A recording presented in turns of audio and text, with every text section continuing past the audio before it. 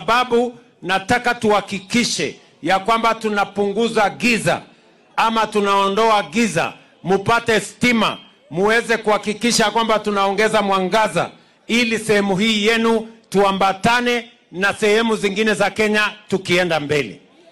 Leo hii mtazamaji, wapinzani wa William Ruto bado hawajakosa jinsi ya kuweza kumkosoa ziara ya Rais William Ruto eneo la Mount Kenya, hasa leo maeneo ya Laikipia na Nyeri. Mtazamaji, licha ya mamia ama maelfu ya watu kuweza kuhudhuria mkutano huo wa William Ruto maeneo ya Nyeri na Laikipia, wakosoaji wa William Ruto wameweza kugundua ya kwamba katika mikutano hiyo, hasa ile ya Nyeri, kutoka live yake Facebook ya William Ruto, inaonyesha wazi kuwa wenyeji walikuwa wametulia, hawarukiruki wala hawashangilii. Hii ni kwa sababu wengine wamedai ya kwamba ni kwa sababu kulikuwa na maafisa wengi wa polisi eneo lile wakiweza kulinda usalama, pamoja na wengine ambao walikuwa wamevalia nguo za raia ambao walikuwa wakilinda usalama wa hafla ile ya Rais William Ruto. Mtazamaji, hata hivyo, katika video ambayo zimeweza kusambaa, unaona wazi ya kwamba watu walikuwa wakisikiza kwa makini William Ruto, wengi wakionekana kutulia, hawarukiruki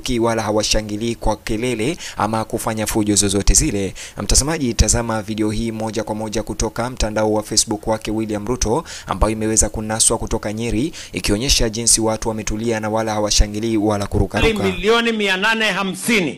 kuunganisha watu wa Nyeri kwa stima, kwa sababu nataka tuhakikishe ya kwamba tunapunguza giza ama tunaondoa giza, mupate stima, muweze kuhakikisha kwamba tunaongeza mwangaza ili sehemu hii yenu tuambatane na sehemu zingine za Kenya tukienda mbele. Leo hiyo mradi imeanza hapa Nyeri na tutafika katika kila kijiji, na nimeongea na wabunge wenu, kila mjumbe atatueleza ni kijiji gani haijapata stima.